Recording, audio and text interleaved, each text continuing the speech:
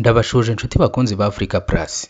N'aya makuru agezweho muri aka kanya, umuyobozi akurikiranweho kwaka ruswa y'igitsina. Perezida Kagame yaganiye na General Muhoozi.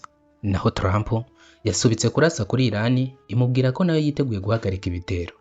Umunyamabanga nshingwabikorwa w'umurenge wa Musebeya, Nkurikiyimana Pierre, yatawe muri yombi. Amakuru umuseke ukesha bamwe mu batuye mu murenge wa Musebeya avuga ko yafashwe ku mugoroba wo kuri uyu wa gatanu wa tariki 24 Nyakanga 2026. Umuyobozi w'akarere ka Nyamagabe niyo mwungeri yemereye ikinyamakuru umuseke ko hari ibyo gitifu Nkurikiyimana Pierre ari gukurikiranwaho n'ubugenzacyaha. Yagize ati ibyo akurikiranyweho ntabwo tubizi. Ejo kuwa 24 Nyakanga 2026 nibwo yatangiye kubazwa. Amakuru avuga ko mu byo akekaho harimo ruswa ishingiye ku gitsina kuko hari umwe mu bagitifu w'akagari w'umugore yabuzaga kunyekya mwaka igitsina. Aya makuru avuga ko yasabaga uwo gitifu igitsina ngakakimwima, ibi byatumye amusabira kumwimurira mu wundi murenge uherereye kure n'urugo rwe. Umuseke wamenye ko uyu gitifu watse ruswa ishingiye ku gitsina yatakambiye ubuyobozi bw'akarere ka Nyamagabe nibwabiha agaciro. Nyirubwite abonye ko bamurenganye ajya kubibwira urwego rw'ubugenzacyaha i Kigali. Umwe muri abo yagize ati RIB yaturutse i Kigali niyo yamufashe. Abandi bakavuga ko usibye ikibazo cya ruswa ishingiye ku gitsina hari n'ikibazo cya ruswa akekwaho kuko afatwa bamusanganye miliyoni 10 z'amafaranga y'u Rwanda yari abitse mu icumbi yahawe n'ubuyobozi bw'akarere. Ibi bakabihuza no kuba ayo mafaranga ariyo yatangaga ku bushake kuzamura ikibazo mu bamukoresha ku rwego rw'akarere bagihitamo kumukingira ikibaba kandi hari ibyo akekaho bigize icyaha ariko ntabibazwe cyangwa ngo avanwe muri uwo murenge. Gitifu Nkurikiyimana Pierre afungiye kuri sitasiyo ya polisi iherereye mu murenge wa Gasaka. Umuvugizi wa RIB ntarasubiza umuseke icyo uyu munyamabanga nshingwabikorwa w'umurenge wa Musebeya yaba akurikiranyweho. Perezida Paul Kagame ku wa gatandatu tariki 25 Nyakanga 2026 yakiriye General Muhoozi Kainerugaba, umugaba mukuru w'ingabo za Uganda UPDF uri mu Rwanda mu ruzinduko rw'akazi.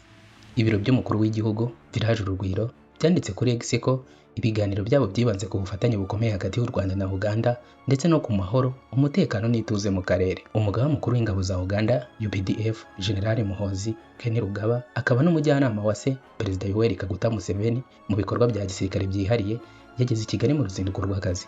General Muhoozi yageze ku kibuga mpuzamahanga cy'indege cya Kigali kuri uyu wa gatandatu tariki 25 Nyakanga 2026 byakirwa na General Mubaraka Muganga, umugaba mukuru w'ingabo z'u Rwanda RDF. Ari kandi umuvugizi w'ingabo z'u Rwanda akaba n'umuyobozi mukuru ushinzwe ubufatanye mpuzamahanga bwa gisirikare Brigadier General Patrick Karuretwa ndetse n'abandi basirikare bakuru barimo Colonel Ezekiel Matsiko ushinzwe ububanyi n'amahanga bwa gisirikare muri ambasade ya Uganda mu Rwanda. Ubutumwa bwashyizwe hanze n'umuvugizi w'agateganyo w'ingabo za Uganda UPDF Colonel Chris Magezi buvuga ko General Muhoozi azagirana ibiganiro n'ubuyobozi bukuru bw'ingabo z'u Rwanda ndetse na Perezida wa Repubulika Paul Kagame. Ibiganiro biteganyijwe kwibanda ku mikoranire mu bya gisirikare ndetse n'inyungu zihuriweho n'ibihugu byombi. General Muhoozi Kainerugaba ni umwe mu bagize uruhare rukomeye mu kuzahura umubano w'u Rwanda na Uganda wari warajemo agatotsi hagati y'ibihugu byombi. Kuva muri 2022 yatangiye gukora ingendo i Kigali zigamije kuzahura umubano no gukuraho umwuka wo kwishishanya wari hagati ya Kampala na Kigali.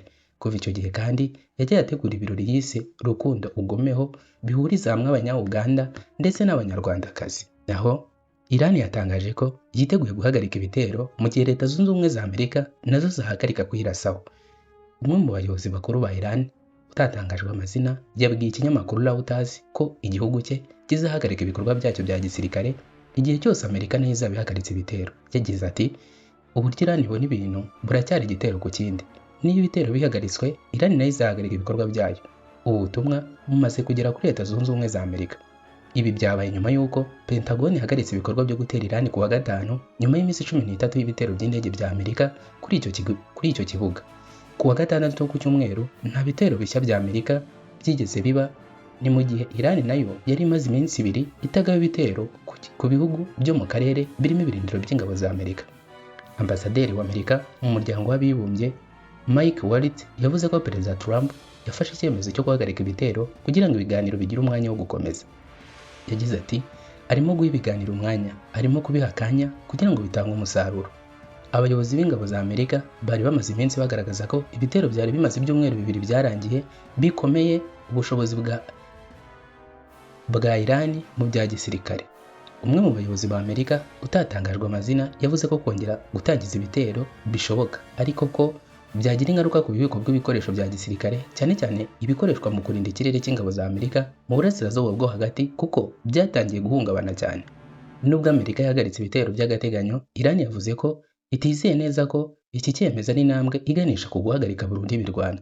Umwe mu bayobozi ba Iran yabwiye Reuters ko muri Tehran hari ugushidikanya kurusha icyizere ku ihagarikwa ry'ibitero, avuga ko benshi babibona nk'icyemezo cy'igihe gito aho kuba impinduka nyayo mu myitwarire ya Amerika. Yagize ati Iran imaze kugira ubunararibonye bubabaje kubyibona nk'uburiganya bwa Amerika.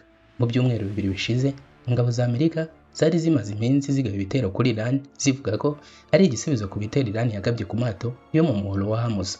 Thailand yavuze ko ishaka gukomeza kugenzura uyu muhoro, aho mbere y'intambara wanyuzwagamo hafi 1/5 cya peteroli ijya hirya no hino ku isi. Iran nayo yasubizaga ibyo bitero ku bigo bya gisirikare bya Amerika biri mu burasirazuba bwo hagati. Abasesenguzi bavuga ko kugira ngo ibiganiro by'amahoro bitangire, hakenewe uruhare rw'abahuza mpuzamahanga bashobora guhuza impande zombi, ariko kugeza ubu nta biganiro byeruye hagati ya Washington na Thailand byatangajwe nyuma y'ibyigezwemo uruhare na Pakistan, Qatar n'abandi, ariko ntibigire icyo bita.